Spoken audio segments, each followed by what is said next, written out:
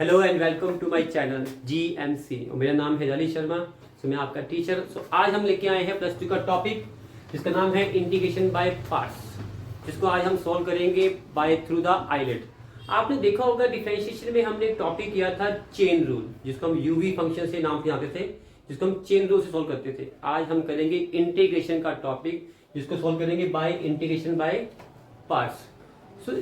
5 नाम है आइलेट। तो आइलेट के अलग अलग मीनिंग है, उनको अलग अलग तरीके से ही रखेंगे। इनको रखना हमें ऑर्डर से ही है, तो ऑर्डर से रखेंगे। जैसे फर्स्ट नेम हमने देखा होगा आइलेट में I for inverse function. Inverse function कौन से होते हैं? जैसे मान लो आपका ट्रिग्नोमेट्रिक फंक्शन है साइन का, sine inverse x, that's called a cos inverse x. ये इनवर्स फंक्शन है, ट्रिग्नोमेट्रिक फंक्शन है, बट इनके ऊपर पावर डाली हुई नेगेटिव में, that is a inverse function है।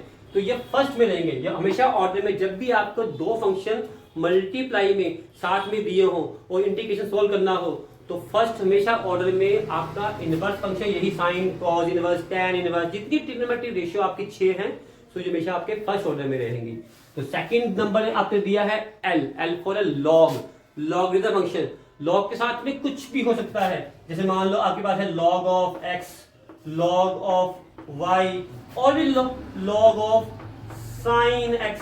सो लॉग के साथ में कुछ भी फंक्शन लिखा है तो उसको बोलते हैं log function. So second first function आपका ये हो गया, सेकंड ये हो गया।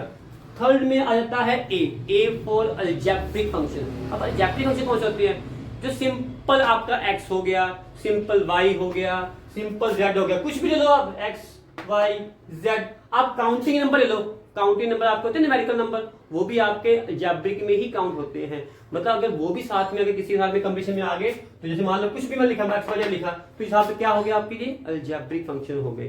तो थर्ड में, फोर्थ में कौन आ गया? अब T for a trigonometric function. Trigonometry में आप यहाँ जैसे पावर डाली है, तो अगर में पावर नहीं होगी वहां पे simple sine x, simple cos x, simple ten x, ये ट्रिग्नोमेट्रिक फंक्शन है आपके, ये ट्रिग्नोमेट्रिक फंक्शन है। चौथे नंबर पे आपका ये आ जाएगा, ट्रिग्नोमेट्रिक फंक्शन आ जाएगा। तो 5वें में कौन आ गया? एक्सपोनेंशियल। एक्सपोनेंशियल कौन से होते हैं?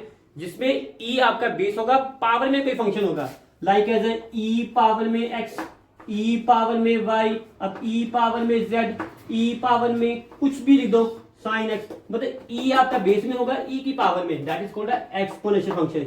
ये सारे आपके एक्सपोनेंशियल फंक्शन है। तो ये सारे एक ऑर्डर में रखने पड़ेंगे। तो इसके हम कुछ सम करेंगे, तो इसके साथ हम सोल्व करेंगे कुछ, तो इससे आपको ये पूरा क्लियर हो जाएगा बेस। ठीक है, ओके। सो अब हम करेंगे इसका फार्मूला। जैसे आपने देखा था डिफरेंशिएशन में चेन रूल था यूवी फंक्शन से, तो वैसे ही इंटीग्रेशन पार्ट्स में एक फार्मूला है, तो वो लिखते हैं। जैसे मान लो आपके पास इंटीग्रेशन में दो फंक्शन है, एक फर्स्ट फंक्शन, एक सेकंड फंक्शन। अब दो फंक्शन अब दिए हैं, मुझे नहीं पता है कि पहला किसको लेना है, दूसरे को लेना है, तो यही आइलेट के अकॉर्डिंग मेरे फंक्शन लेने हैं। तो फर्स्ट फंक्शन जिसको आप मान लोगे सेकंड वाला होगा, तो इसमें दोनों को फार्मूले में कैसे करेंगे? तो by through integration parts, first function बाहर, integration second function minus whole integration differentiation, जिसका भी होगा फंक्शन, अगर x का होगा तो dx, y का होगा तो dy, तो d by dx first function यहां बाहर था ना, तो यहां फर्स्ट का डिफरेंशिएशन होगा, तो स्मॉल इंटीग्रेशन, सेकंड का इंटीग्रेशन।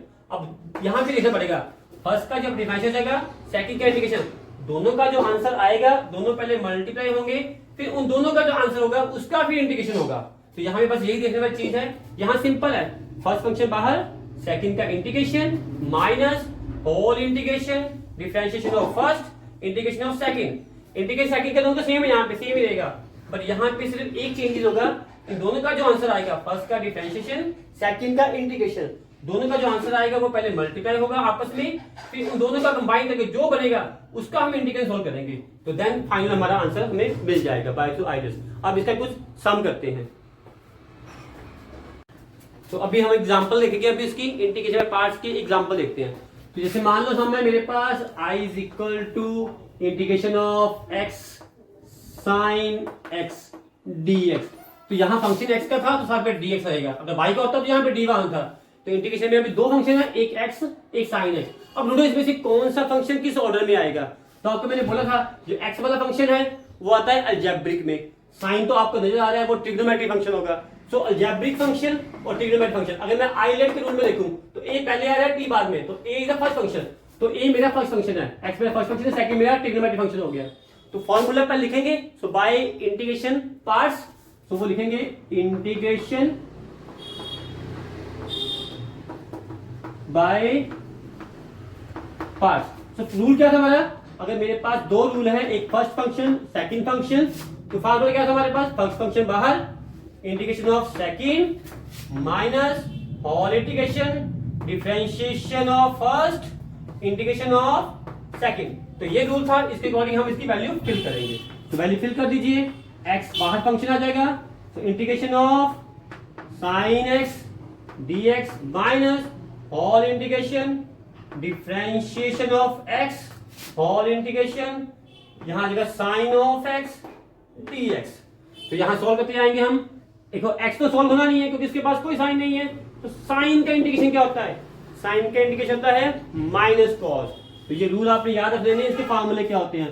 तो x as it is, sine का हो जाएगा मेरे पास माइनस ऑफ कॉस x, यहां माइनस साइन बाहर, इंटीग्रेशन डिफरेंशिएशन x का क्या होता है 1 डॉट, इंटीग्रेशन क्या था साइन का, अभी लिखा मैंने minus of cos x dx। मैंने dx अभी यहां डाला है, क्यों, क्योंकि अभी इंटीग्रेशन बहुत पड़ा है मेरे पास। मैंने पहले बोला था डिफरेंशिएशन का आंसर और इंटीग्रेशन आंसर दो आएगा, दोनों को मल्टीप्लाई करके जो बनेगा उसका इंटीग्रेशन करेंगे। तो अभी इंटीग्रेशन भी है और साइन भी है, dx भी है, तो इन दोनों को पहले मल्टीप्लाई करेंगे। तो क्या बन जाएगा मेरे पास, तो ये बन जाएगा मेरे पास x ऑफ, माइनस बाहर निकाल दीजिए इसका, minus x cos x minus, ये माइनस बाहर निकाल दो, ये प्लस हो जाएगा, तो यहां आ जाएगा cos x dx। अब सिर्फ एक साइन रहेगा इंटीग्रेशन का, इसको सोल्व कर दीजिए, आपके पास आ जाएगा। बाकी सारे सोल्व हो चुके हैं। तो cos का इंटीग्रेशन क्या होता है साइन, तो बाकी सारा कॉपी वैसे ही। तो आंसर क्या बनेगा मेरे पास, minus of x cos x plus, तो x का cos का इंटीग्रेशन क्या होता है sine of sine x, last में आएगा प्लस c। c को बोला मैंने, c इज द इंटीग्रेशन का कांस्टेंट। तो ये हमारा पहला आंसर आ जाएगा। सो एक एग्जांपल और लेते हैं इंटीग्रेशन बाय पार्ट्स की। सो छोटी सी एग्जांपल है, जैसे नाम मैंने मान लो इसको i नाम दे दिया है, integration of x of e power में x, इसमें एक्सप्रेशन फंक्शन भी है और अलजेब्रिक भी है। तो अलजेब्रिक फंक्शन तो पहले ही है, एक्सप्रेशन जब भी आ जाए वो हमेशा सेकंड में आएगा, क्योंकि आइलेट में e सबसे लास्ट में है। तो e वाला फंक्शन जब भी लिखा आएगा किसी साथ भी, किसका मर्जी हो, वो हमेशा सेकंड फंक्शन में ही काउंट होगा। ठीक है, तो इसका पहले फॉर्मूला लिखते हैं। फॉर्मूला क्या था इंटीग्रेशन पार्ट्स का, first function integration of second minus whole integration differentiation of first integration of second. ये फॉर्मूला आपने हर बार लिखना है इंटीग्रेशन में पार्ट्स का। तो इसकी वैल्यू फिल करते हैं। पहले फर्स्ट फंक्शन कौन है मेरे पास, x बाहर, इंटीग्रेशन ऑफ सेकंड, इंटीग्रेशन कितना होगा ex का, क्योंकि x में तो dx लिख दिया, minus whole integration differentiation of first, first कौन है मेरे पास x, तो dot of integration of second dx। ठीक है जी, आप इसको सॉल्व करते हैं। फर्स्ट फंक्शन x कॉपी आ जाएगा, वैसे ही ex का इंटीग्रेशन क्या होता है, अपना फंक्शन का खुद आप ही होता है। ये e पावर x का इंटीग्रेशन भी खुद आप ही होता है, डिफरेंशिएशन भी आप होता है। अब देखो e का x का ex हो गया, x का जब विदाउट करोगे तो x का 1 होता है डिफरेंशिएशन, ठीक है ना। तो ex का अपना इंटीग्रेशन क्या हो जाएगा, ex हो जाएगा।